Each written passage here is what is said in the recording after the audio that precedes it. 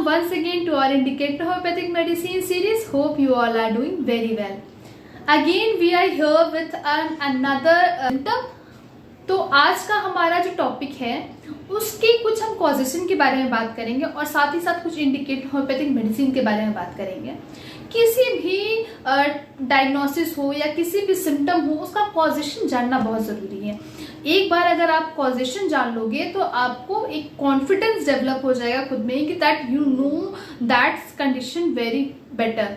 और आप जब उस पर सिमिलम इस्तेमाल करते हो, होम्योपैथी इज ऑल अबाउट सिमिलम। अगर आप सिमिलर मेडिसिन का इस्तेमाल करते हो तो you will get a miraculous result. हम बात करेंगे एब्डोमिनल कॉलिक के बारे में या फिर जिसे हम आम भाषा में एब्डोमिनल पेन बोलते हैं। ये बहुत ही कॉमन सिम्टम है जो कि बहुत सारे बीमारियों में बहुत ही प्रोमिनेंट सिम्टम देखने को मिलते हैं। बस फर्क ये होता है सिवियरिटी जो है वो कभी बहुत केसेस में बहुत कम होती है, कहीं बहुत मॉडरेट होती है, कहीं बहुत ज़्यादा सीवियर होती है। तो कुछ ऐसे कॉजेज हैं जिनके चलते एब्डोमिनल पेन होता है। मतलब बहुत बार कुछ ऐसे कंडीशंस होते हैं जहाँ पे एब्डोमिनल पेन देखने को मिलता है। तो सबसे पहला कंडीशन है कॉन्स्टिपेशन के केस में। कॉन्स्टिपेशन के केस में बहुत बार एब्डोमिनल पेन देखने को मिलता है।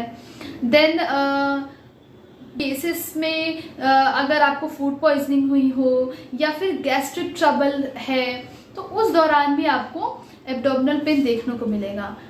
कुछ ऐसे कंडीशंस हैं जिनमें एब्डोमिनल पेन होना मैंडेटरी है, मतलब उनका खास सबसे प्रोमिनेंट सिम्टम ही एब्डोमिनल पेन है।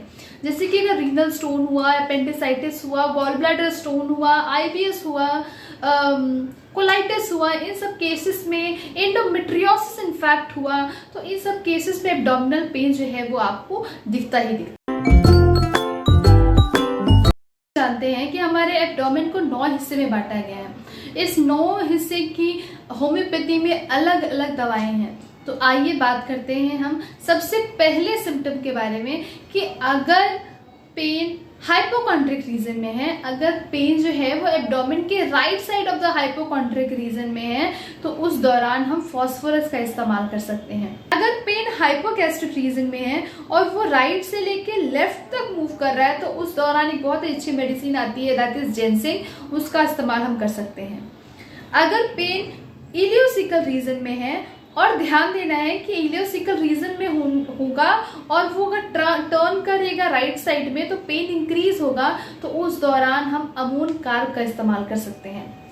इसके अलावा अगर इलियक रीजन में पेन है और वो एक्सटेंड कर रहा है नी रीजन तक तो उस दौरान हम काली कार्ब का इस्तेमाल कर सकते हैं। वहीं पे अगर पेन इलियक रीजन में है और वो एक्सटेंड कर रहा है थाई में तो उस दौरान हम थूजा का इस्तेमाल कर सकते हैं।